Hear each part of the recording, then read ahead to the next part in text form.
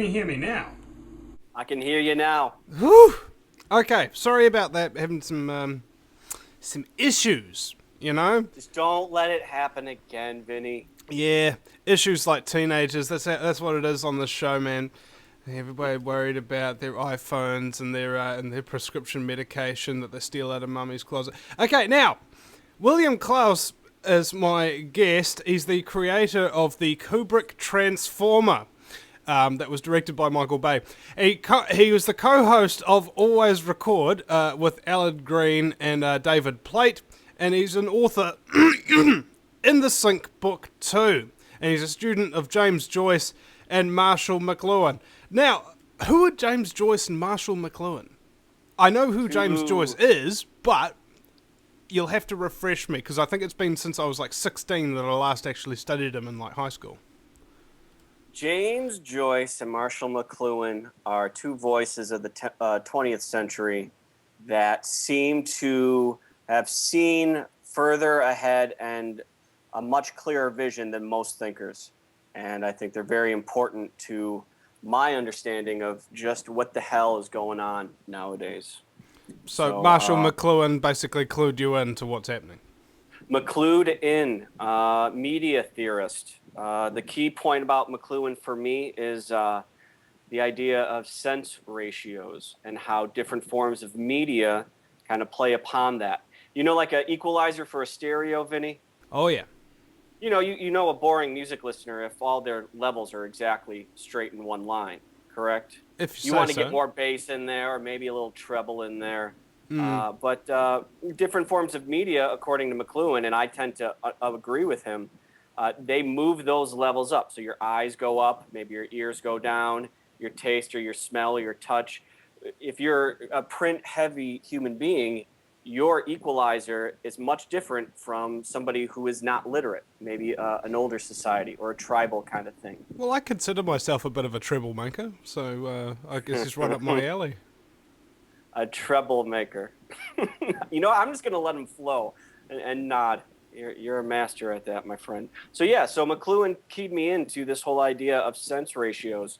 And I think this is where a lot of people kind of get their conspiratorial panties in a bunch because they believe that this was done on purpose. And I don't believe it was. I think it's just it's the growing pains of a modern world. So. So you don't believe in scumbaggery or backroom deals, lying? It's all coincidence? I believe in scumbaggery. Humans do scumbaggery things, especially when money's involved.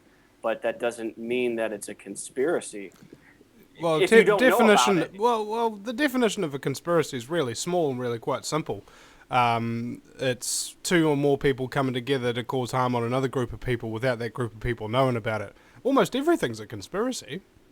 Well, okay, so I agree with that. No, don't get me wrong. I'm not going down that road of saying conspiracies don't exist. They do. Oh, yeah. It's just not the focus of my work or what I try to communicate. Because I don't follow the news. Politics makes me sick. I figure 10, 15 years down the road from now is when I'll probably be able to stomach that stuff. So I don't comment on conspiracy. I know it's out there. I just don't have any answers, and I don't have time for it myself with what I'm researching and what I'm working on. All right. Sort of in that vein, okay? All right, fair enough.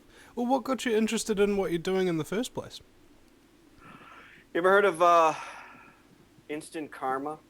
Mm-hmm. I insulted one of my friends once when we were walking home from school, then walked right into a lamppost. Yeah, something like that, right? I had read a book by Terence McKenna in college. So we're talking about 1994. And this was probably, as you can guess by my college days, messing around with a fungus or two. And had my first psychedelic experience. And I read his book and the way he talked about it, and found a very clear and rational voice who explained a lot about what happened with someone I resonated with. Anyways, he had this thing called the time wave. It was something he constructed based on his psychedelic experiences But how it emerged it came from coincidences, certain things that seemed to connect, but there was no rational reason as to why they connected. And so that book made me think about coincidences just in general. And for some reason, and I think a lot of people can speak to this, around that time, I started to notice this phenomenon that I would call basically instant karma. Whenever I knowingly did something, let's say, take something that I knew wasn't mine, or if a cashier gave me the wrong change and I didn't tell him and I walked out thinking, oh, lucky me, instead of thinking, that poor son of a gun is going to have to pay that back to his business later. I noticed whenever I did those things, immediately after or the next day, something would happen that made me think karma was in action. Now, I don't say that this is scientifically proven, but I started to recognize that when bad things happened, I had a completely different psychological reaction to it if I didn't have something the day before where I felt like I was a douchebag. So it's this whole idea of things happening in conjunction, maybe there's certain meaning to it, made me take instant karma seriously, because with my psychedelic experience in college, I read about Eastern philosophy as opposed to Western philosophy. I started to integrate all these things into my life, and basically I felt like it was the universe saying, if you're going to start reading about karma, talking about karma, you're going to have to take it seriously, because karma is going to start taking you seriously. So I started to understand karma as it wasn't coincidence, that these were meaningful things happening for a reason. And I started to change my behavior because of that.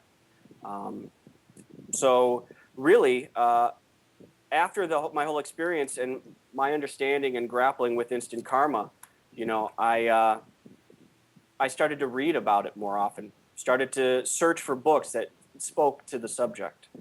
And I think the book that really opened my eyes and ears to the world around me, kind of waking me up, Vinny, out of my slumber, out of my television, fast food, video game kind of coffin, was a book called The Cosmic Trigger by Robert Anton Wilson.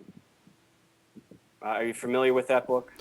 Oh, I'm not familiar with really any books. I really haven't read a book in quite a number of years. I interview authors instead. Yeah, you got one side of the coin, but I highly recommend books. Books, pretty awesome. I read this book, The Cosmic Trigger by Robert Anton Wilson, and he mentions something about the 23 phenomenon. Have you ever heard of the 23 enigma? I've seen the movie, the number 23 with Jim Carrey, how 23 is in absolutely everything and it drives him freaking crazy. Yeah. Yeah, okay, so a pretty dumb movie, pretty out there subject. But I was going through this in 1995, 96. I read this book. I'm learning about karma, coincidence, and all this stuff. And he relates this story about 23s. And just sort of like I had changed my behaviors, and the wheels of karma seemed to tone themselves down because I was being less of a douchebag. I was opening my eyes. I was becoming more aware. These damn numbers started popping up in everything. 23s, just walking down the street, having a meaningful thought and looking up, and it's 2:30. It just sort of like the movie. Watching movies, seeing them on license plates, on doors, on meaningless objects in the background. It pulled me in with a just sort of a magical awareness. It really it continued to further the opening of my eyes and my ears and my chakras, as maybe people would say. It made me feel like a more aware and alert human being. And if you're going to be alive today, you have to be aware and alert. So it seemed to me like it was a tool. It was a tool for awareness. And every time you saw a 23, it was sort of like, I don't know if you've ever been to a meditation center where everyone's in rows and they're meditating, and a Zen master will come from behind and smack you on the shoulders with a stick just to snap you back into awareness, to get you back into your correct posture. So these 23s became sort of like my Zen master in a way.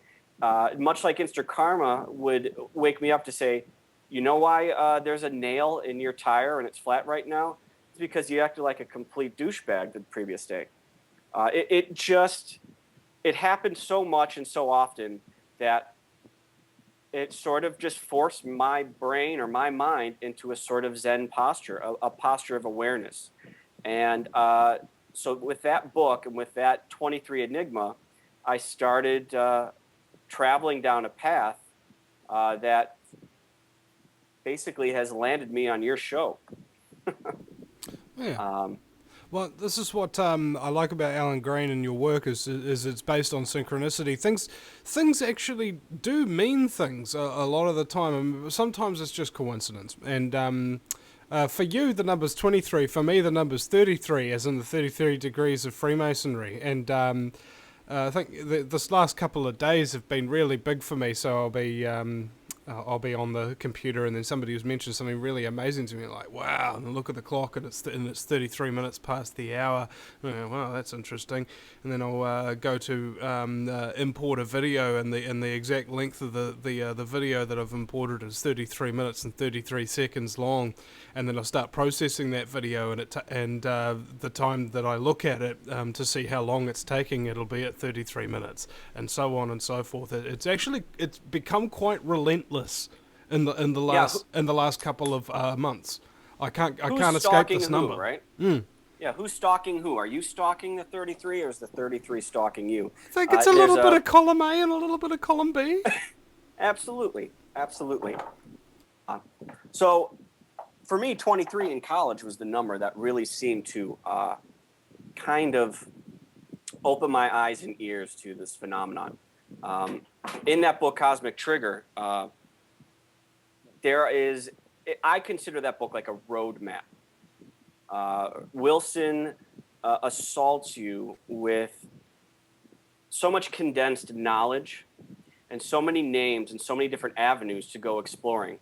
He talks about Aleister Crowley, Gurdjieff, Philip K. Dick, Terence McKenna, Antonin Artaud, R. Buckminster Fuller, Leary. He addresses subjects like magic, Kabbalah. It's basically it's just a grab bag of paths to take to fully explore the different dimensions of this phenomenon that we're talking about. So that was at that certain point sort of like almost like a Bible for me. I reread that and read it again, and then because of the glory of the internet, I was able to start buying books by these different authors and starting to read all this stuff. And it almost felt like I was joining a secret society, because no one was advertising Robert Anton Wilson. He wasn't on TV. He wasn't in films. These books were not in most of the bookstores. You had to either find them in a random place or order it from the internet. And there was just this magical sense of belonging to a club. And I think the moment where it started to get really freaky for me was one night watching television at around midnight. You know the show Oprah Winfrey? Oh, yeah. Okay, so it's the rerun of Oprah Winfrey. It's about 11:30 at night. And her guest is Jim Carrey.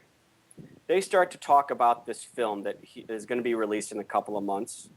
And my jaw drops because he's explaining exactly what's happening to me. This journey of awakening, of the senses opening and trying to figure out that reality isn't exactly as it seems, right? So obviously this movie turns out to be The Truman Show. Pretty huge movie. A lot of people have seen it. Well, it spoke to me in a way that was sort of like, well, this is obvious. People who wrote this movie know Robert Anton Wilson and know these authors. They're in the club. But the moment that really freaked me out was when Carrey starts doing his wild man routine, jumping on the furniture, and then he runs and looks in the camera and says, Illuminati, Illuminati. And this is 1999. And I had only read about the word Illuminati in these books. So to hear Jim Carrey, a member so-called of the club, use that word on Oprah Winfrey really spun me for a bit. Yeah, I do think that that's quite interesting. Even the RZA, who was the one of the chief leads of what was it, the Wu-Tang Clan, I think at a Grammy Awards before he died, he goes and grabs the camera and he says, "The Illuminati are after me. The Illuminati are after me. They're trying to kill me." And then he turns up dead. We'll be right back after the break at the Vinny Eastwood Show.com. Don't get assassinated by the Illuminati before you get to listen to the rest of the show, ladies and gentlemen. You'll miss out on quite a bit, you know. That's the reason why I don't get assassinated by the Illuminati, because I just don't want to. I'll be right back.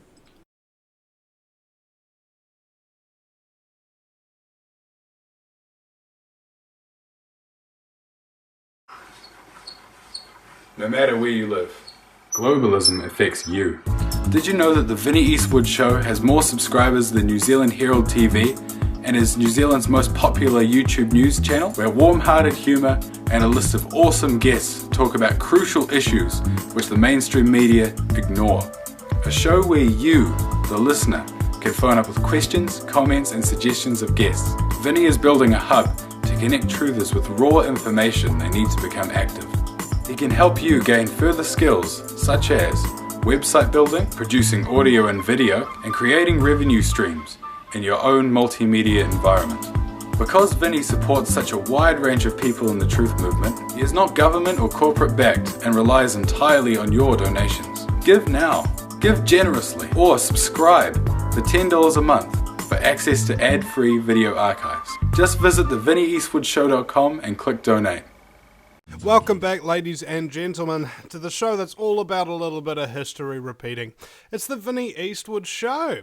Because in a world so full of chaos and madness, if you lose your sense of humour, you'll go frickin' nuts. And I apologise to those of you who are listening who don't have a sense of humour. I pity you, in fact. My very special guest is William Klaus. Is it pronounced Klaus like Santa? It can be, but usually it's Klaus. Klaus. Okay. Yes. All right. Klaus, like the fish in American Dad. Okay. Well, welcome back. And what were we talking about? Sleep. You know, sleep's really important. Last night, one of these people commented on my Facebook status, right? I think my Facebook status was best buddies in prison can finish each other's sentences. And he says to me, "Oh, what? A non-truther status? This is about as common as a humane cop or a non-harp inspired weather event." And you know, looking back on it now, I was like, oh, it was a joke. But I actually took it the wrong way. You know how sometimes you're like, you know, you're real freaking tired because you've been up for like the last week trying to expose scumbaggery and get videos out and that kind of thing. And then somebody says something that's meant to be a joke and you just take it the wrong way and you just kind of blow up and stuff like that. And then when he reminds you, oh, bro, I was just joking, you go, oh, my bad. It's just, you do realize after a while that you got to take ownership and responsibility for the things that you say and the things that you do. And you've got to understand that, hey, you make mistakes. It's like Mark Passio said, the 3 words that are required for reaching enlightenment. I was wrong. Absolutely. I say them all the time. Mm-hmm. Say them all the time. Balanced individual. And if you get on this path, you know, if you can't laugh, you don't make it very long because it'll drive you nuts. That's for sure. And I think, you know, when I was watching Jim Carrey scream Illuminati on the Oprah Winfrey show, that was the moment where I had my first test. I was like, this is just a big joke. I felt like I had wasted a lot of my time spending a lot of money on books, reading a lot of stupid stuff because here was this big joke on a huge national television show, a big movie called The Truman Show. It was, you know, it was the universe and the world laughing at me saying, this is no big deal. You know, it was just, I felt embarrassed and I felt like I had been just taken for a ride. And I was pretty much ready to kind of throw away my books and just kind of go about my business and leave this whole coincidence, secret society, different way of thinking nonsense behind. I could keep the instant karma thing. I don't want to be a douchebag. But this path that I was climbing continuously on, it really started to kind of feel silly until I had what most people kind of call is like a sync experience, where something very profound and personal, but kind of mundane happened, where it all kind of tied everything together. Have you ever seen the movie Dreamcatcher, Stephen King movie? Yeah. So I go to the movie store with a roommate, and I park my car in a handicapped spot because it's a thunderstorm. And the entire parking lot's full. And I said, we're only going to be in here for 3 minutes. And it doesn't really matter. No big deal. No one's going to complain. I won't get a ticket. Let's run in, run out. We'll make it out. So I put on my blinkers to, pretend like my car is broken or whatever. Run into the video store, rent this movie Dreamcatcher. As I get out to put my car key in the door to make our escape, I drop the key down a sewer. Oh, no, bro. Oh. So I'm standing there in the pouring rain. My car's got the blinkers on, and I'm in a handicapped spot. And it's basically, the cops are going to probably arrive, give me a ticket. I'm going to have to pay for a tow. I don't have a spare key because I'm a moron. And the whole thing is going to cost me probably $700, $800, $900. That is the universe fracking with you, yo. And a week before, I had gotten laid off from my job. So, it just keeps getting better. I'm sitting there, and I get inspired and say, no, there's a way. I can do this. For some reason, my roommate's a pretty big guy. He pulls the sewer cap off, but the thing is filled with water. I mean, the keys are submerged. But I, with whatever faith I had left, run into the video store, and I asked them if anyone has a broom, because I had a coat hanger. And I get this broom, and I try to wrap this coat hanger around the broom so I can maybe dunk it into the water and fish out these keys. Well, the coat, because it's pouring rain, the coat hanger does not stay on the broom, right? There's no traction for it. So I run in and see if anyone has any tape. By this point, they're sick of me. I'm soaking wet. I look like a lunatic. And they're pretty much done with my BS. I run to the car. I run to where the sewer cap is. I wrap this thing around as much as I can. I dunk the broom down, and I pull out my keys. It's just a 1 in a million shot. You can count the odds, but a miracle. It felt like a miracle for a schmuck who just got laid off and didn't have the money to pay for a tow. So I'm obviously pretty excited.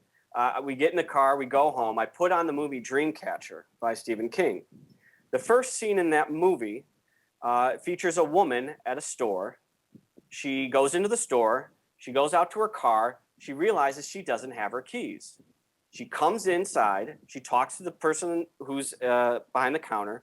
The gentleman to her left calmly walks outside to her green car. My car was also green.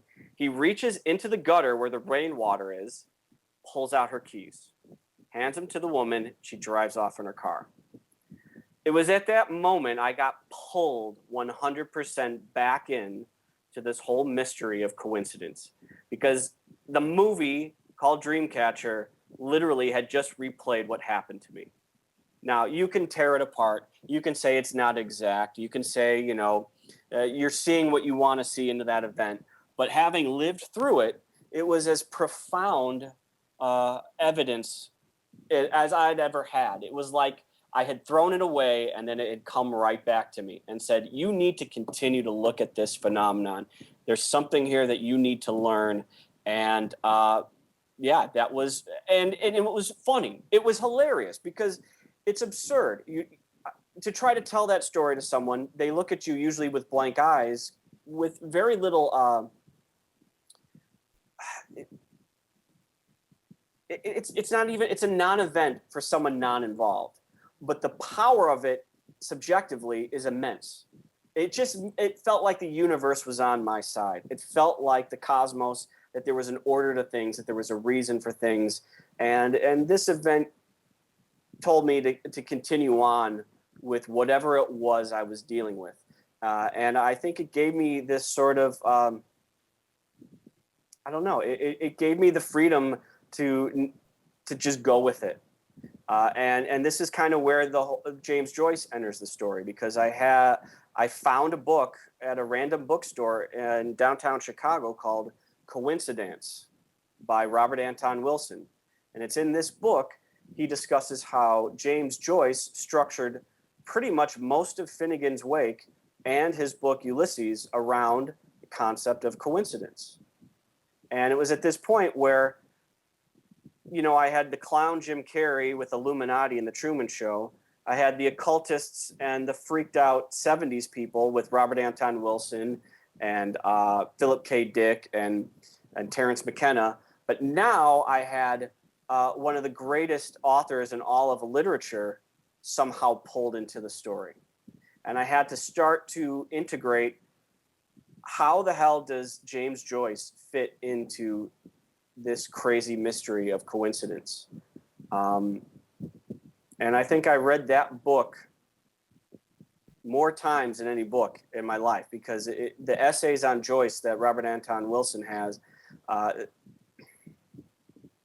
they're just they're densely packed with a conceptual material that just tests every bit of your cognitive ability.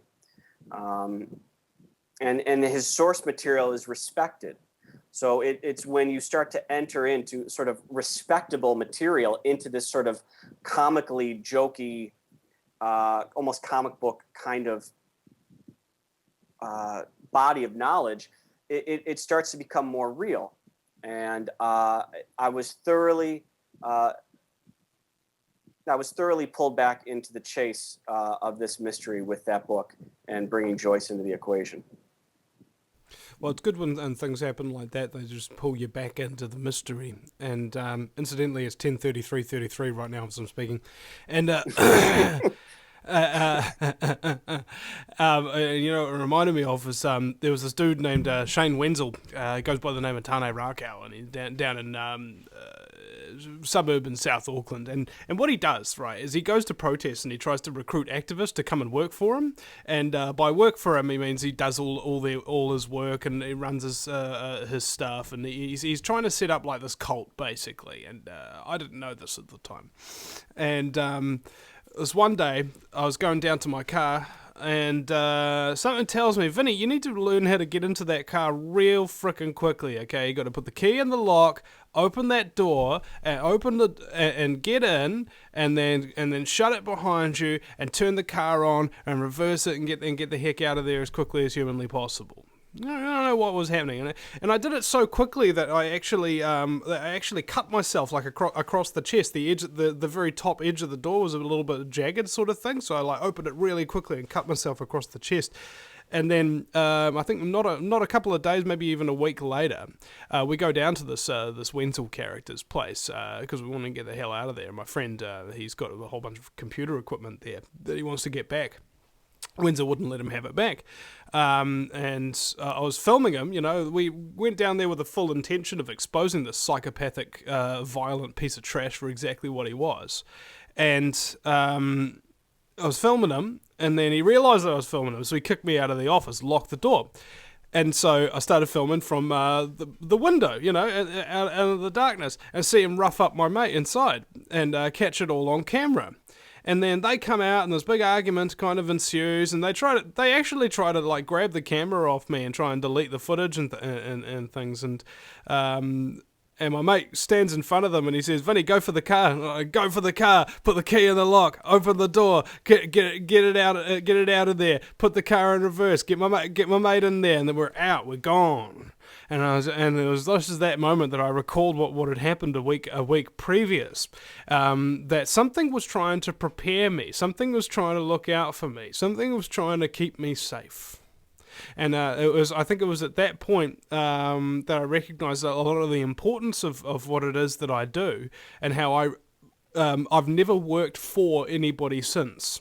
That was another really important lesson, is that if you get involved with people and if they perceive that you're underneath them, that's something that completely disagrees with me whatsoever. I never work for anybody again. I work with people and with people only. That's you're lucky if you can do that for the rest of your life. Most of the world doesn't have that privilege, but you got to fight for it, right?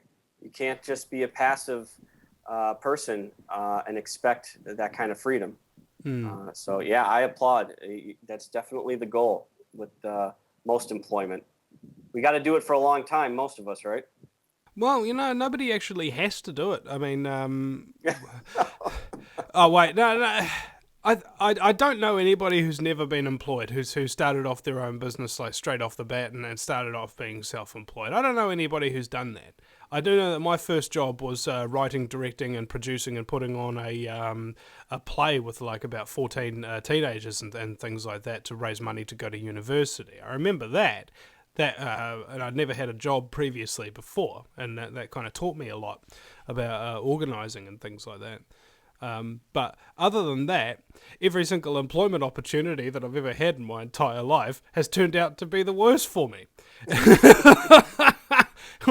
I mean, I've learned some really harsh lessons, and people have just taken advantage or been douchebags or something like that. And I just realised that, hey, it's not me that's actually at fault here. I was actually really good at doing all of this stuff. I was actually really honest and decent and had integrity. It was actually people who employ people that are the problem. It's having a job that is the problem. It's being a slave that is the problem. Never again.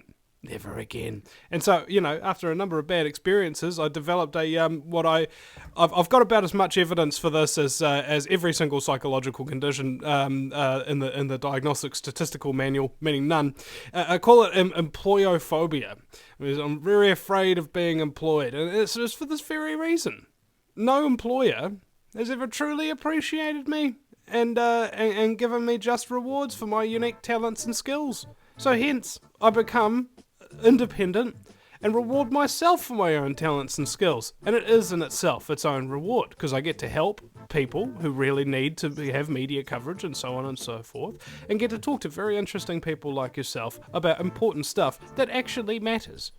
Alright, we'll be right back after the break at the Vinny Eastwood Show with William Klaus. Back in a minute.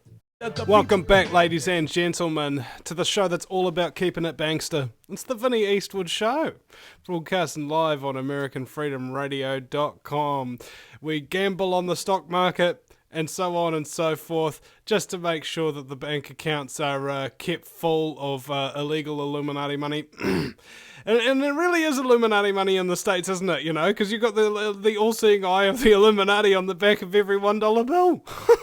Hey, and I was just wondering, is it just the $1 bill, or is that great seal of the Illuminati on every single note? Just the one. Okay, just the $1 bill. Because it's the most common, isn't it? Well, it's just it's the start of something big, right? Oh yeah. You got to lead off with your hidden symbols on the number one. So yeah. I was thinking about instant karma, and I just made myself an instant coffee. I think there's a little bit of synchronicity in there, and I've also really become really attuned. Have you noticed that how once you're aware of synchronicity, you're actually capable of tuning into it, and it becomes a lot more intense. It happens more frequently, and you're capable of interpreting it faster and more explicitly. Have you noticed that? 100%. I think this kind of ties in nicely to where I'm at with this, because it's one thing to wake up and realize that there's conspiracy in the world, right? That things aren't what they seem in the government. Politicians generally are just painted faces saying things that are not necessarily the most honest truth. That this conspiracy exists in the structures of the world, but this mystery of coincidence and synchronicity is the conspiracy of your own mind. That if you can't trust your own mind to process information correctly, then how are you going to speak to the conspiracies in institutions or in other people?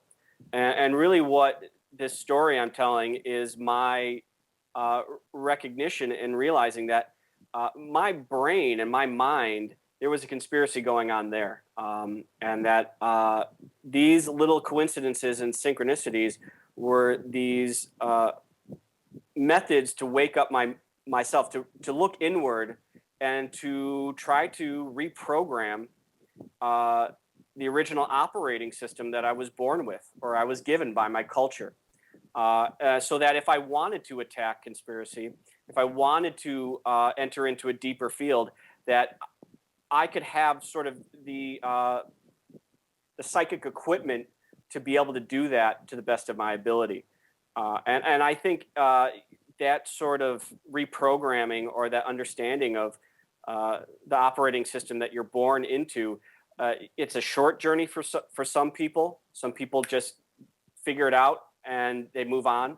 I was born a Catholic, so it's been very, very difficult and challenging for me to sort of override my Catholic operating system that I was born into. It was really easy for me to override my Catholic system that I was born into, because Mum stopped buying me ice creams, and that was the only reason I went to church.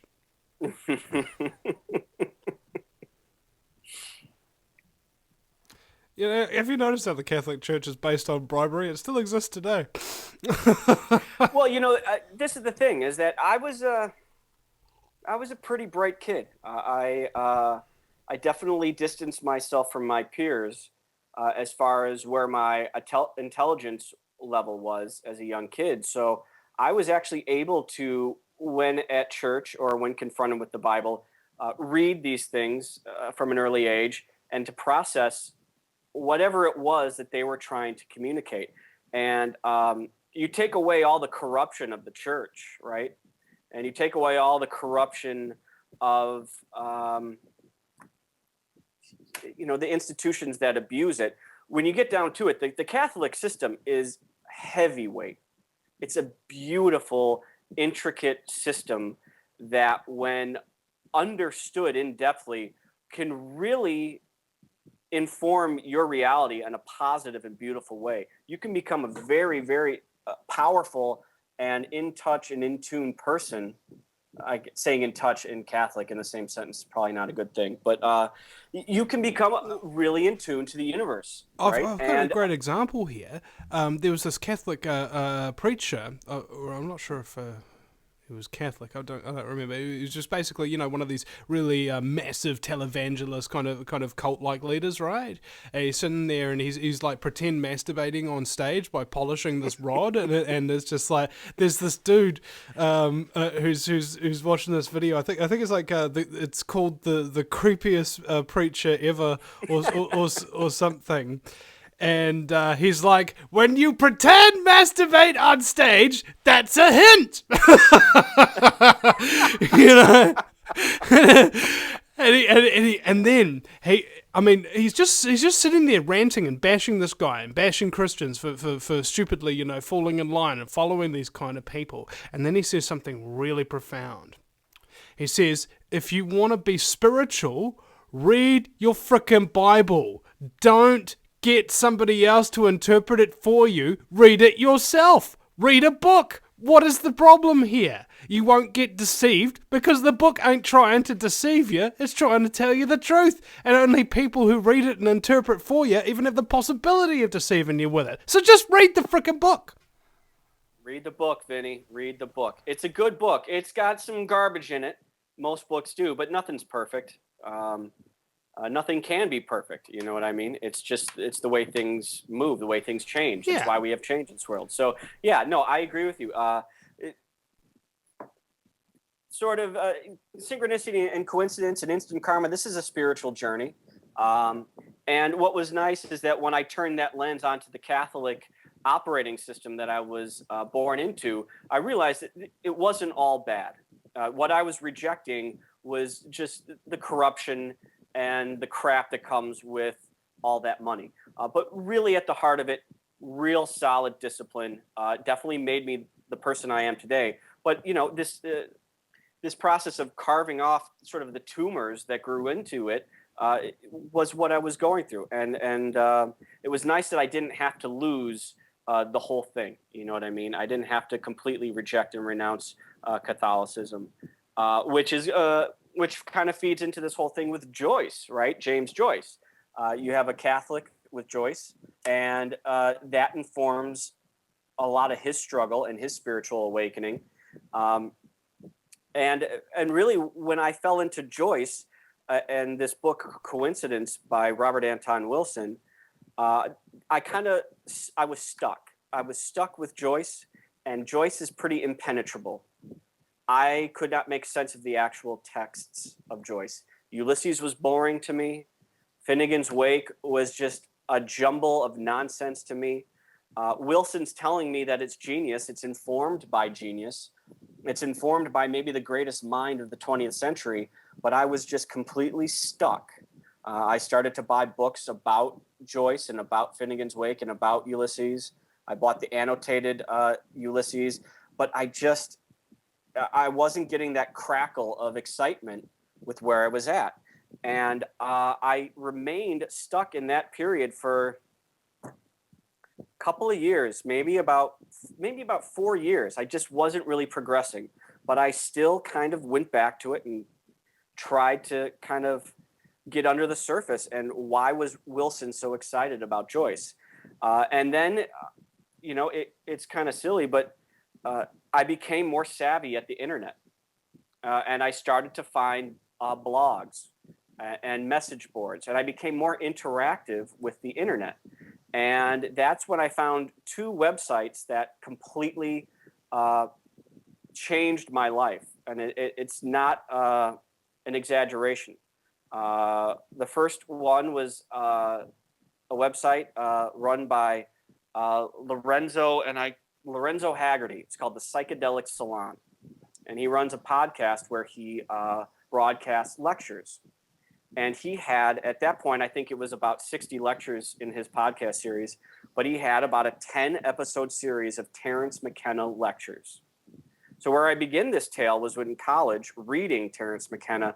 Now I'm starting to hear Terence McKenna speak. And so I find Psychedelic Salon run by Lorenzo Haggerty, and I start to hear the lectures that McKenna gave. And then I found this other website. It's a blog called The Secret Sun. And this is run by a guy named Christopher Knowles. And it was in tandem, this podcast and this blog that started to crack open or chip away at this impenetrability of Joyce and sort of the concepts that I was dealing with at this point in my process.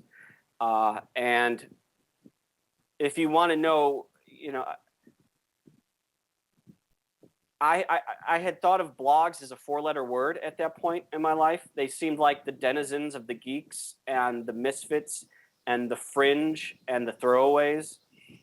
And in about 4 months, I became a dedicated follower of The Secret Sun and a handful of other blogs. And it was people who were writing and especially comment sections on the blogs. It was like the others. I don't know if you know this quote by Timothy Leary, turn on, tune in, drop out. Yeah. But the follow-up to that, someone said, what do we do after we drop out? And Timothy Leary says, find the others. Find the others. And that's what I found with the Psychedelic Salon and the Secret Sun. I found my others. It had taken me a long time, and I wouldn't have found it without the internet, because the subject matter wasn't the stuff that I felt real. My sanity seemed to be exposed when I would bring up these concepts in conversation with regular people. There was a certain safety with the internet. And I started to make comments on these blogs and started to interact with the internet. And it was one of the more exciting periods of my life, is discovering all these other people. And we'll be right back, ladies and gentlemen, after the break with William Klaus. Don't you go anywhere. If you take an active interest in maintaining the optimum health and well-being of yourself and your family, the New Zealand Journal of Natural Medicine is the magazine you've been waiting for. Having taken Australia and New Zealand by storm, the New Zealand Journal of Natural Medicine is now available in the UK and Europe. Visit www.nznaturalmed.co.uk or call 01626 337 531 to order your copy now.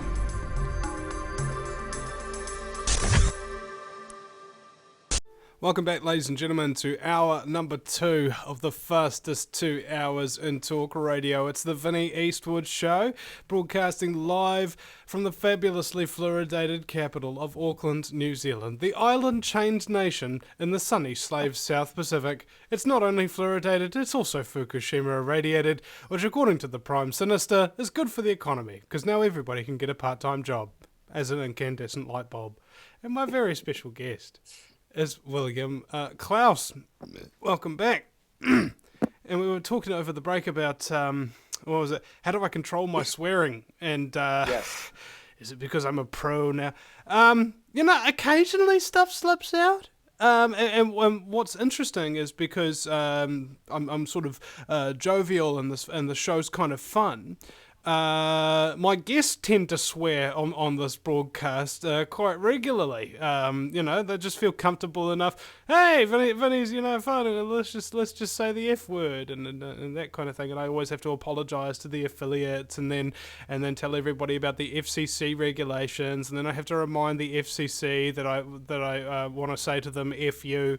And that kind of thing. So it's a process. I think it took quite a long time before I was able to really get control of it. And every now and again, something will slip out.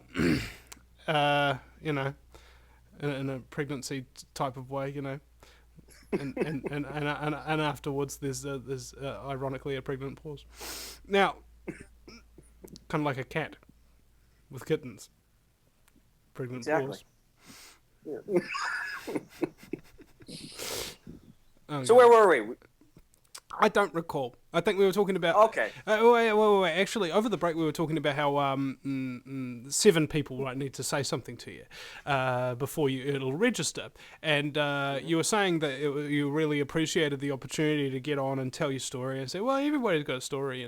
And there could be, right now, listening to this, a dozen people or so for whom 6 people have already talked to them about something like this that they've ignored. And now they're suddenly getting it. Now the penny is dropping. And I think that's really beautiful. That's what this show's really about, man. Just let people tell their story, and you never know what the positive ramifications might be. Yeah. You just got to project it out there. Give people a chance.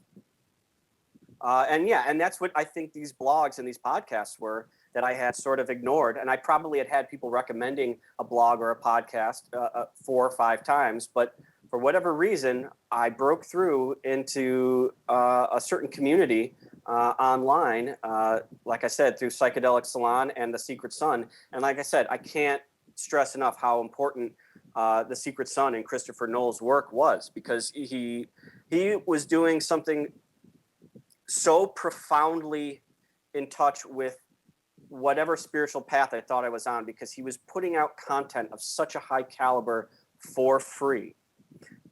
This was the type of material written at such a high level, with such insight and with such passion about the subject matter, that it was so compelling to know that someone was putting this out there for free just to get the message out there. And I cannot thank his contributions enough, because I would pay $50 for an old Crowley book or $35 for an out-of-print Robert Anton Wilson book. And Christopher Knowles was writing a material that was just as important, and it was free, and it was daily, or 5 times a week. And plus, to take this to the next place, was he was putting other authors, other bloggers on his page that were sort of friends of the tribe kind of thing.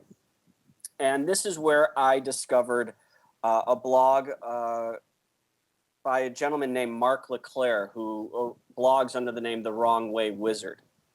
And it was Mark LeClaire's work on Stanley Kubrick at his website that took me to the next phase of this journey. I've had Mark on this show. He is eloquent, has a great sense of humor. The coolest thing about him is he smokes a pipe while he's on webcam during the show. It was great. It was so wizardy, bro. So wizardy. Ultra Wizard, bro. Yeah, Mark's great, and he put Stanley Kubrick on a pedestal, saying that this is important. There's something about Kubrick that you need to investigate. And this is where I sort of linked a chain, because because I had seen Kubrick's movies growing up. I had seen 2001 as a 10-year-old on cable with the Monkees. I had seen Full Metal Jacket. I had seen The Shining, a movie that I hated. I had read Stephen King's book and thought that the movie adaptation was horrible. It was boring. I didn't get it. It made me feel creepy in a way I didn't know, but I rejected it. So I was like, how does Kubrick enter into this mystery? And as I started to study Kubrick, I realized that, okay, 2001: A Space Odyssey, James Joyce's #1 novel of the 20th century, Ulysses, is a retelling of the Odyssey, right? Also, in a quote by Kubrick, he says that in 2001: A Space Odyssey, I have convoluted Marshall McLuhan, where instead of the medium is the message is the medium. So now all of a sudden, I have this I've cracked the seal of this impenetrable figure in James Joyce, and I have this line that goes Kubrick, Marshall McLuhan, and James Joyce. And Marshall McLuhan was a James Joyce scholar for his early career. And for some reason, now all of a sudden, I have Kubrick, Joyce, McLuhan. And I have this, it was the damnedest thing, because it just broke down the wall. Somebody threw a Kubrick through your window. Another Kubrick in the wall, my friend. And Mark LeClaire at The Wrong Way Wizard was writing about this subject matter at such an elite and insightful level that I feel like I leapfrogged from first grade all the way into college. I just felt like it was at the right place at the right time, and I started to really figure something out where I had for about 4 years been completely stuck. And the engine started to roar up again, and I all of a sudden had this new Corvette instead of the rusty old Chevy jalopy that was on a cinder block in my driveway. And I jumped into this machine like that a was DeLorean. gifted to me. Yeah, absolutely. 88 miles per hour, brother. And I just took off. And it was the beginning of 3 years of just intense study and reawakening and fine-tuning my psychic lens. It was going from standard definition into 1080i. It just was high definition time. And I started to... Do you know what the difference between ADD and ADHD is? I don't, Vinny. The picture quality. Well, I'd rather have the ADHD, I think. How about you? What do you have? Honestly, I've got 3D. 3D, baby. Well, this is all about 4D, man. This is the fourth dimension. This is what they're talking about. This is what Joyce was tapping into at the turn of the century. And you see this in the surrealists, in Dali and Picasso and Relativity. You see this understanding of how the fourth dimension is trying to be communicated in media and trying to basically, I don't know, it's attempting to program your operating system through television, film, and music and propaganda. And McLuhan is diving into this. And Kubrick is basically saying, well, if Joyce got there with literature, I'm going to go there with film.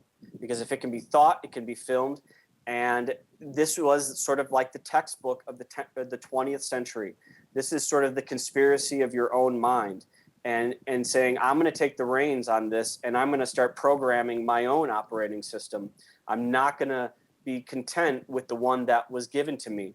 And out of this absolute fast track that I was on, I started a email dialogue with Mark LeClaire that would lead me to this thing I call the Kubrick transformer, which in a nutshell is sort of like a media-based evidence of the fourth dimension's relationship to the third dimension. It's a dream catcher. It's something unexplainable and something that forces you to find an explanation for it, because it is the ultra weird right there in front of your eyes and ears. And it was sort of basically 12 months of off and on, sometimes more intense, sometimes less intense, of research and talking with Mark LeClaire that led me to this Kubrick Transformer thing. And the name does not reference the Transformers in the sense of the Hasbro toys or the movies. It's more in line with a guy named Maurice Cotterell, who wrote some pretty amazing books. One of them, The Tutankhamun Prophecy, which, if you buy that, he shows these photographic overlays where he takes a picture of a Mayan mask, a jade mask. And when you overlay the photograph of these things and you manipulate them, certain images start to sort of project out of it. And there's a narrative that he says falls in line with the Mayan cosmology. And whether or not the Mayans did this on purpose, or whether or not it's a coincidence, regardless, when you stare into this thing and you see these images, this narrative starts to emerge. And it's fully in line with all of the research that Cotterell presents in his books. And it tells this story. And it's in this story that sort of informs, at least it informed me and gave me a better understanding of the fourth dimension's relationship to my third dimension. And so I named this Kubrick Transformer in honor of the research that Cotterell puts out, because he's another person who I think who puts his research out there so bravely and so profoundly, and is giving the reader and the public the opportunity to, you know, shut him down as a lunatic on one end, or to praise him beyond an appropriate level as a messiah or a genius. But regardless, the work is there. He puts itself out there, and I think it's brilliant. It's brilliant. So the Kubrick Transformer was named in honor of Maurice Cotterell. So brilliant guy. I'm still a little bit confused as to what the Kubrick Transformer actually is, or what it actually does. Okay, so in this conversation with Mark LeClaire, we shared a love for the combining film with music. Kubrick, as a director, said he directs more like a conductor, that music is just an integral part of the cinematic experience as anything. I'm sure you've heard of the Pink Floyd Wizard of Oz phenomenon. No, but I've heard of the Who Matrix phenomenon. Okay, Andras Jones, a good friend of mine. Well, not a good friend of mine. Well, he's a friend of mine. I've talked to Andras on occasion, and the Matrix, the Lifehouse Matrix, is a perfect example of this. I learned about it through Pink Floyd and The Wizard of Oz. When I saw it, I became a full-blown, I was obsessed with it. Most people think of it as a stupid stoner trick. People see it once, they laugh, they forget about it. Other people don't laugh at all. They just find it boring and a waste of time. And those are all very valid criticisms and assessments of it. But for me, playing Dark Side of the Moon while watching The Wizard of Oz triggered something in my head that was like, this was an example of this thing that I was chasing, this mystery. And LeClaire shared this obsession. He saw the same thing in it that I saw. So we started to kind of compare notes with combining certain films with certain albums. So one of the ones is you play Pink Floyd's Echoes to the Jupiter and Beyond the Infinite section of 2001. And there's some claims that Pink Floyd scored that piece of music for Stanley Kubrick because it just seems to mesh so well with the images you're seeing and the music you hear. It's undeniable, seemingly, that they go together. There's some transference there.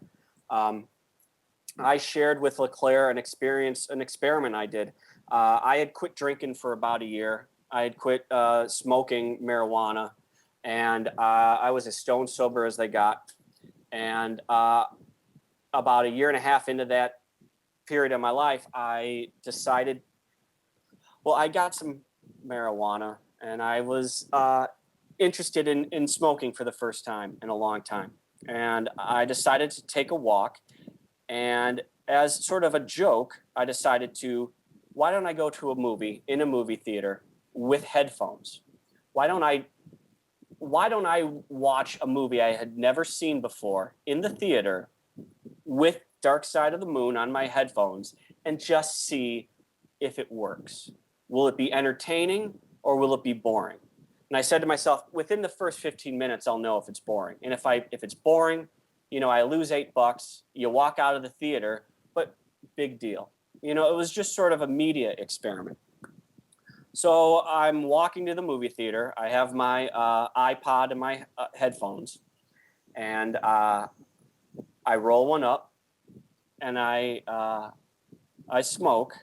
And as I'm paying for my ticket, I felt like the biggest fool on the planet. It just was the most absurd thing in the world. And I almost backed out of the experiment right then. But I said, all you're going to lose is $10 or $8 or how much the ticket was. You'll lose 10 minutes of your time, and you'll just be done with it.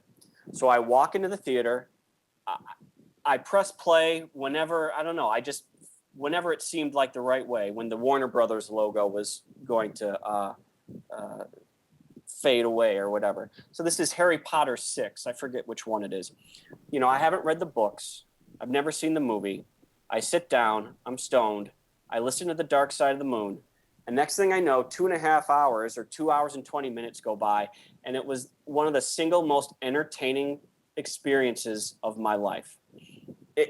There was obviously no intention between what I saw or what I brought out of the experience. It was just this merging of film and music. And like I said, it was thrilling. There were moments that kept reoccurring throughout this experience that mirrored the kind of exciting things of Dark Side of the Moon and The Wizard of Oz.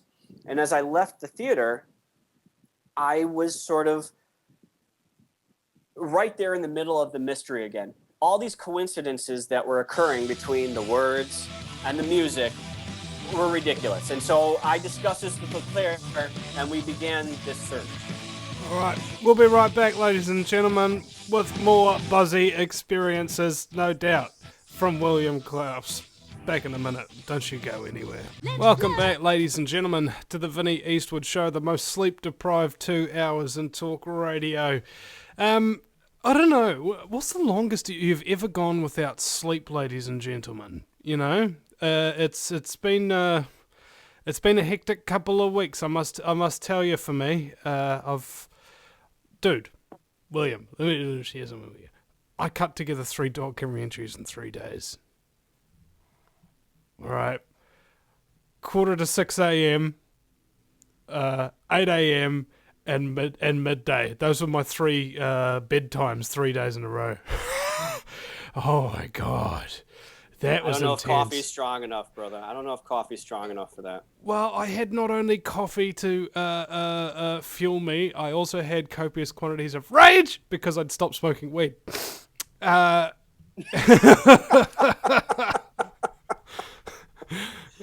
Rage, baby. It's rage. Surprising how much anger can fuel you. And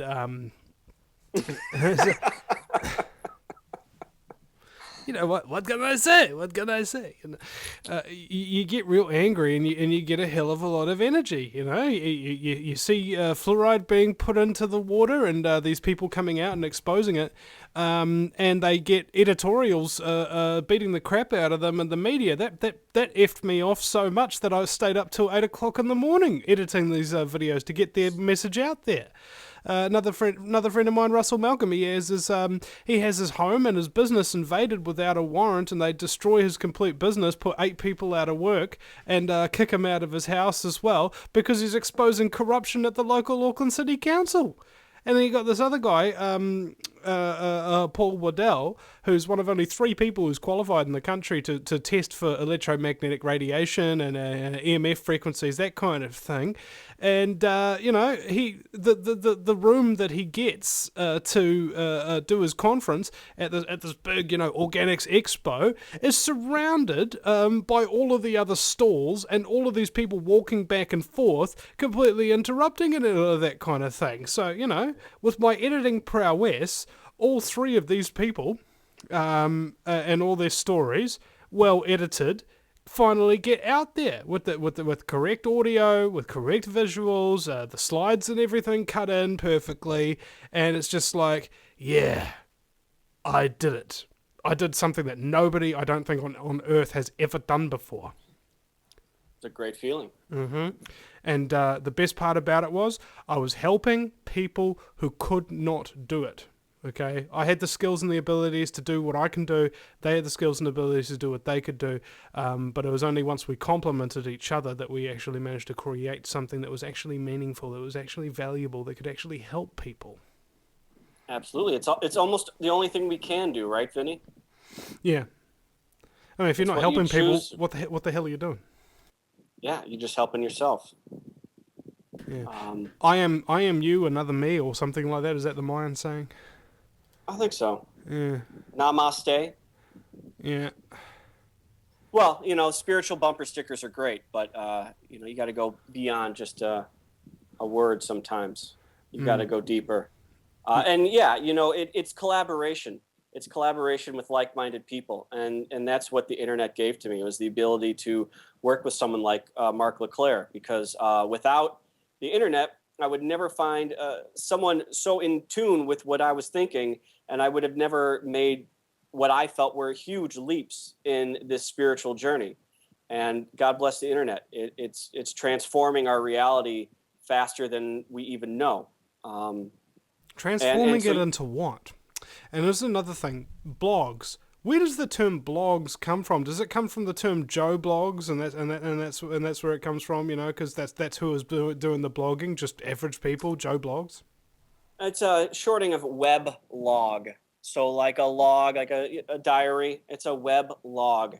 And so weblog is weird. Blog, people like it. It's funny. A 4-letter word. Reminds me of Ren and Stimpy. It's blog, it's big, it's heavy, it's wood. It's like the log lady in Twin Peaks. I hadn't seen that. Oh, you'll love it. It's weird. Okay. Yeah, so, how do I share this obsession about Pink Floyd and and Wizard of Oz, or, Pink Floyd and Kubrick? Me and LeClaire, we're seeing the same things. We discussed this whole phenomenon, what we're seeing in it. We're collecting evidence on the internet that suggests that Kubrick was, in touch with what Roger Waters and Pink Floyd were doing with their music. Obviously, Roger Waters and Pink Floyd were aware of Kubrick.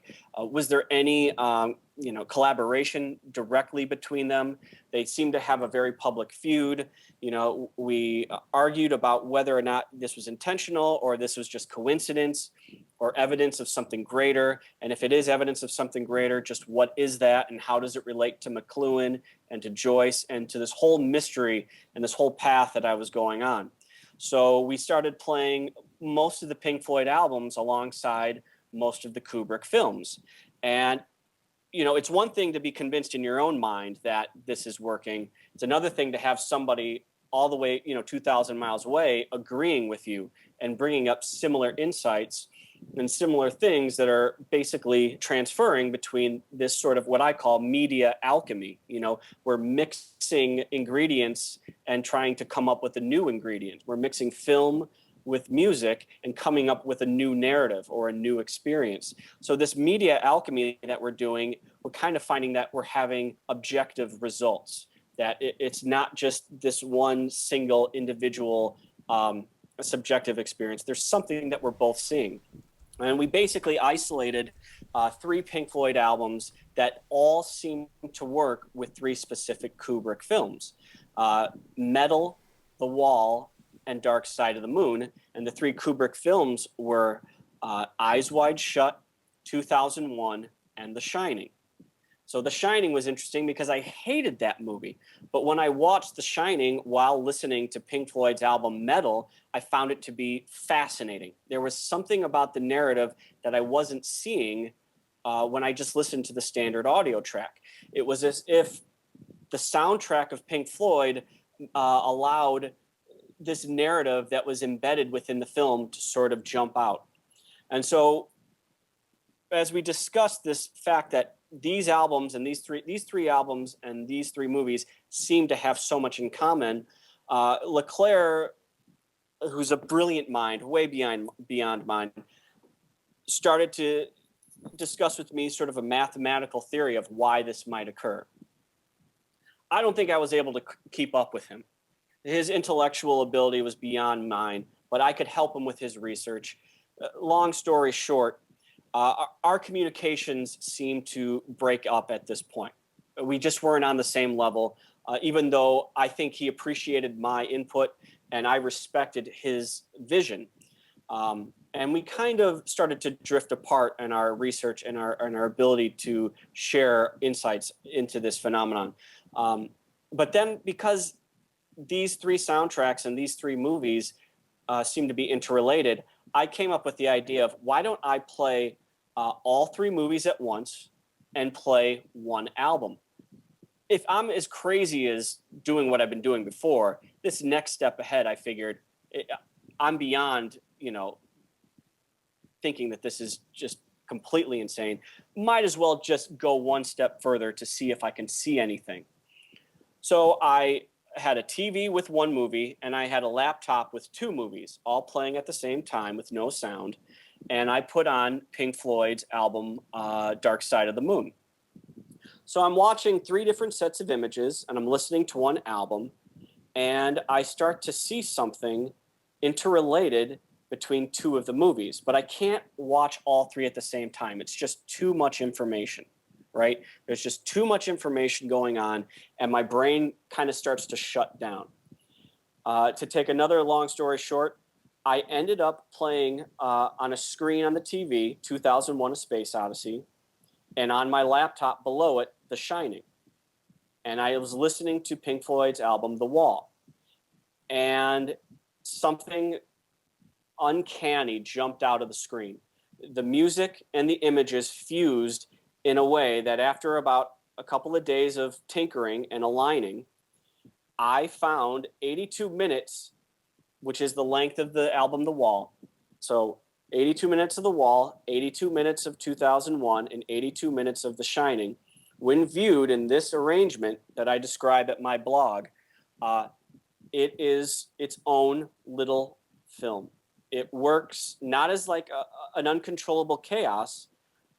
Like I said, you have to see it, and I'm not going to pretend to explain it for you. You can go to my blog and read about it if you want to do this thing yourself. What's the link to your blog, by the way? It's iahuasca.blogspot.com. Ayahuasca.blogspot.com. Right. Anyways, so I have 2 movies, 1 album aligned, and it's not chaos. There's a poetry to it. There's a beauty to it. There's a narrative to it because the words and the music of the album are sort of explaining what's happening on the screen. Now, again, I can say that this makes sense, right? Just like somebody with a doctorate can say Finnegan's Wake has a narrative. I don't know if you've ever opened up a book like Finnegan's Wake, but it is almost impossible to read unless you have the keys to unlock the narrative. And this thing I call the Kubrick transformer, you can dismiss it just like they dismiss a book like Finnegan's Wake. But I truly believe that it demonstrates or is evidence of this mystery. It's something that is unexplainable. It's uncanny. It's filled with so many coincidences that coincidence no longer is the word that should apply. I think you need to apply a word by Carl Jung called synchronicity. These are meaningful coincidences that happen non-locally or non-temporally. They seemingly are disconnected or unconnected, but when they happen, it's undeniable the message that it's trying to talk to you about. So I've gone beyond coincidence now on this long journey into synchronicity. And this is where Alan Green comes into the picture. Alan Green put out a book called The Sync Book. I found out about Alan Green through a gentleman named John Kidd. He was one of the first people that I brought the Kubrick Transformer to. I told Mark LeClaire about the Kubrick Transformer. He didn't seem to really be too impressed by it. He wasn't as excited about it as I was. But he told me to contact John Kidd. He said he made synchronicity videos and maybe that we would begin a dialogue. I talked to John Kidd. I learned about Alan Green. I began a dialogue with Alan Green, explaining to him this whole thing about the Kubrick Transformer. And out of conversations with Alan Green, which were very informative, we began a really nice back and forth that led to ultimately to the formation of this podcast we do called Always Record, which is essentially a podcast. It's 2 hours, 3 hours, 4 hours of me, Alan Green, and another genius named David Plate, who's also known as MK Ultrasound, where we kind of recognized that whenever we were on the telephone or Skype talking, we thought, God, I wish we recorded that. I'd like to go back and listen to what you just said, because I wasn't taking notes, but we're obviously all studying the same things. There's something very informative there. I wish I could listen to it. And so I basically approached Alan and said, you're being interviewed on all these different shows, and the interviewers aren't really asking you very good questions. It sounds like you're going through the motions every time you go through these different interviews. Why don't we just start our own radio station or our own radio show? And why don't we just talk about the things that we talk about when we're on Skype or we're emailing each other? And why don't we record it and call it a show? If no one listens, big deal. Not, no harm, no foul. But let's just get it out there in the internet. Let's just give the people an opportunity to listen to these conversations. And also, I'll benefit from recording it, because then I can go back and kind of review the topics that we addressed, and I can become better informed by that. So if anything, this Kubrick Transformer thing that I came up with, it brought me to Alan Green's front door. We developed this podcast called Always Record. There are 56 different episodes up at thesyncbook.com. It allowed me to get on 42 Minutes, which is a great podcast by Doug Bowles and Will Morgan. You can find episodes of 42 Minutes up at thesyncbook.com. And this Kubrick Transformer got me an invitation to be in the Sync Book Volume 2, which is obviously the second volume of the Sync Book, where different authors relate their stories and their experiences with synchronicity and what it means to them. So basically, this whole turn on, tune in, drop out, find the others, and then tell your story. And that's really all that my work has been about. It has been this long process of going from instant karma and opening my eyes to the universe to, instead of just taking in media, actually putting out media. Well, strange journey, my friend. Well, that's alchemy, isn't it? When you bring things together from different things and you make a whole. It's otherwise known as alchemahol. And we'll be right back after the break at the VinnyEastwoodShow.com with William Klaus. Don't you go anywhere, folks. Welcome back, ladies and gentlemen, to the Vinny Eastwood Show. The show that is not credible, but is definitely incredible, like an edible extraterrestrial. And my very special guest is William Klaus. Welcome back. Now, we've only got about 10 or 12 minutes or something like that to wrap up the show here, like the mafia wrap up a body in a carpet. So, go for your life. What is it that you'd like to share with us now? Essentially, so this is my journey, and this is where I've been and where I am now.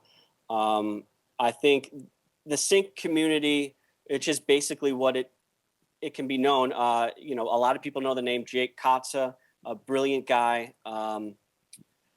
There's so many people out there who I could say: Alan Green, David Plate, Will Morgan, Douglas Bowles. God, I'm going to forget all of you. Sybil Hunter, Mark LeClaire. We're under this umbrella. Alan Green has put out 2 books of the Sync book, 26 authors in each book. There are 52 different voices, basically, who have wrestled with this mystery in their lives, and they put themselves out there to talk about their experiences, how they process the experience, what their theory is. And really what it's all about for me is sort of when you open the mind's eye, and you open the doors of perception, and you reveal that lens, there's a lot of smudge on it. Philip K. Dick wrote a book called Through a Scanner Darkly. Synchronicities are these little sparkles that direct you in the ways that you should go about polishing that lens, to clearing it, so that you can see the universe more directly, become more in tune with what it is that what it's all about, essentially, right? So, I mentioned Philip K. Dick. He's, I think, a person who suffered greatly from not living in the internet age. He's a great science fiction writer. He writes, his novels meant a whole lot to me because they deal with madness. And that's probably the one ingredient in the story that is apparent, but the pain and the cruelty that the universe can sometimes afflict upon you, that's everyone's got their share. So I'm not going to sit here and cry and whine about it. But Philip K. Dick really, you're not going to sit around here like ayahuasca the Grouch. But Philip K. Dick informed his novels with the individual in a universe that changes suddenly, and how they go about trying to put it all back together. And synchronicity is one of these tools that I think people should know about, so that when the universe does change on them, because it does happen, it's a tool, a very powerful tool for trying to put the pieces back together again.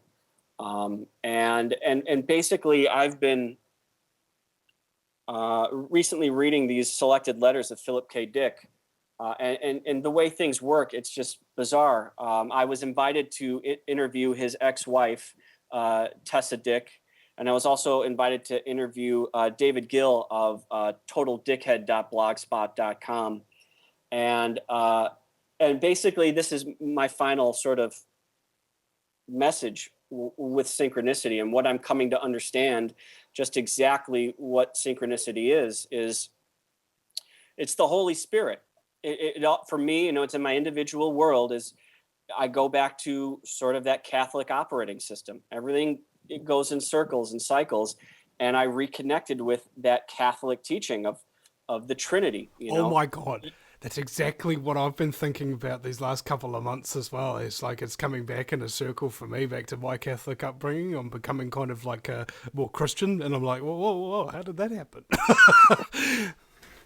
It's phenomenal. And this understanding of the Holy Spirit is something that really isn't discussed in most Catholic education and in the Mass. But Philip K. Dick wrote a lot about the Holy Spirit. It's also known as Sophia, wisdom, or the Logos, or as I like to call it, or as someone put more accurately, the living word. What is the living word? The word is communication. Voices speak words. This is the voice of God that's being communicated through our universe. We're saturated in media. Why can't God speak through media, right?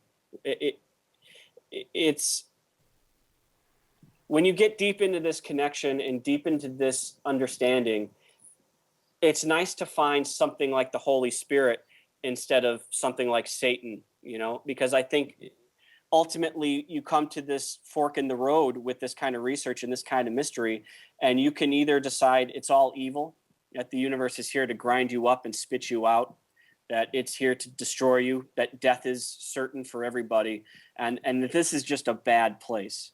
And I certainly felt like that might be true. I've spent weeks in that mindset where that was true, you know. But I've even when that was true, I still made it through the day and kept going forward. And to now, my understanding is, you know, the syncing is everywhere. You know, you can see this Holy Spirit in everything if you only have the lens to see it. But it's the polishing of that lens. It's the work that you have to do to make sure that your lens is as clear and as precise as it can be, that you can start to see that. And it reminds me of something that Bill Hicks said. He said watching television is like taking a black spray paint can and spraying it over your third eye. Right? No, but I think there's great work done by people who will tell you, no, you can still see that in television, but you have to change the sense ratios of your mind. You have to get educated. You know, you can't say, I didn't like math as a kid. You know what? Just because the educational system wasn't able to teach you calculus by the age of 17 doesn't mean you can't learn calculus by the age of 30 or 40 or 50. But if you upload calculus into your brain, you're going to see the universe differently. And you owe it to yourself to not say, you know, my educational system was a piece of crap. It didn't understand me as a person, and it wasn't able to teach me calculus. I have that ability. I'm a human being. Calculus is something that human beings came up with. It's a revelation of a cosmic order. And go take a class or go on the internet and find how to learn how to do calculus. If you don't know how to do calculus and you don't know how to do algebra, start with algebra. Do geometry. People called it sacred geometry for a reason, because it opened up the universe. Believe that you are smarter than your original operating system. Believe that you are smarter than what they tell you on television. Challenge yourself every day to take on these cognitive challenges to sharpen your lens and become more powerful and more in control of your destiny. And it's, you know, a sappy message maybe. But usually that, you know, I've just found out that stuff tends to turn out to be true. And, you know, be brave enough to look like a fool. Be brave enough to be sappy and corny. Laugh at yourself every day. This is just what I've learned. I appear to have gotten it down. Well, I mean, you've got the greatest hair in radio, right? It's true. I don't have a face for radio. Sorry. But, you know, as I've been on this podcast, I've done this blog, I was invited onto Red Ice Radio to do an interview. And what's amazing, when you put yourself out there, people will attack. They'll tell you that you're crazy. They'll tell you that they're wrong. Some people might even tell you that you're part of an MK Ultra propaganda machine and question who your handler is and who you're working for. There's a lot of angry people out there. And that's just because they're frustrated beyond anger with the position they are in their life at this moment. Yeah. And their lens is a little too clouded, and they're not seeing the beauty and the joy or the Holy Spirit that's surrounding them. And you got to be patient with these people.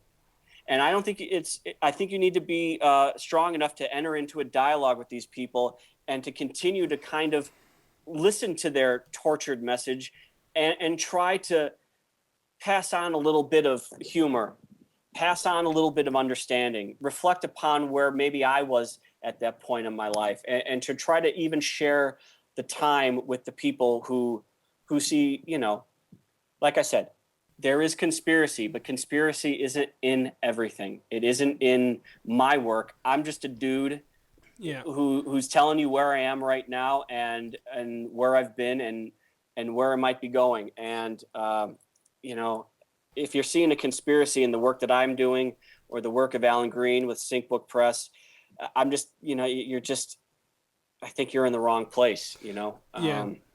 I do think that what happens is when you get into the idea of conspiracy, you begin to believe that everything's a conspiracy, and what's interesting is if you don't believe in conspiracy, you believe that people who do believe in conspiracy think everything's a conspiracy, and people who come to this, Vinny, you think everything's a conspiracy? I say, no, not everything's a conspiracy, just most things. You know, occasionally there'll be things that aren't the result of a complete and utter scumbag kind of thing. There's plenty of genuine people out there who just, you know, get stuff wrong or whatever. It doesn't mean they're part of MK Ultra, that they're a Delta or a Beta or a Theta or a Satan or something like that, you know? Who cares? What do these people got going on in their lives? And the answer is they don't have a whole lot going on in their lives. That's the problem. It's because you try to live your life vicariously through other people's experiences, other people's research, and you ain't got nothing of your own to contribute, so all you do is repeat, attack, and push out. And you got nothing to push out with, okay? Go out there, do something of your own. And here's the point, and I think you made this point earlier. Turn on, tune in, drop out. What do you do after all of that? You go and find some people. You find the others, man. I've seen this happen to a number of truthers, bro, who they wake up to the New World Order, they start exposing scumbaggery, and they don't find anybody who agrees with them, so they become bitter, and then wind up hating humanity as a result. All right, William Klaus has been my very special guest, ayahuasca.blogspot.com. Go and check it out, and we'll see you again sometime, folks. No matter where you live, globalism affects you. Did you know that the Vinny Eastwood show has more subscribers than New Zealand Herald TV and is New Zealand's most popular YouTube news channel, where warm-hearted humour and a list of awesome guests talk about crucial issues which the mainstream media ignore? A show where you, the listener, can phone up with questions, comments and suggestions of guests. Vinny is building a hub to connect truthers with raw information they need to become active. He can help you gain further skills such as website building, producing audio and video, and creating revenue streams in your own multimedia environment. Because Vinny supports such a wide range of people in the truth movement, he is not government or corporate backed and relies entirely on your donations. Give now, give generously, or subscribe for $10 a month for access to ad-free video archives. Just visit thevinnyeastwoodshow.com and click donate.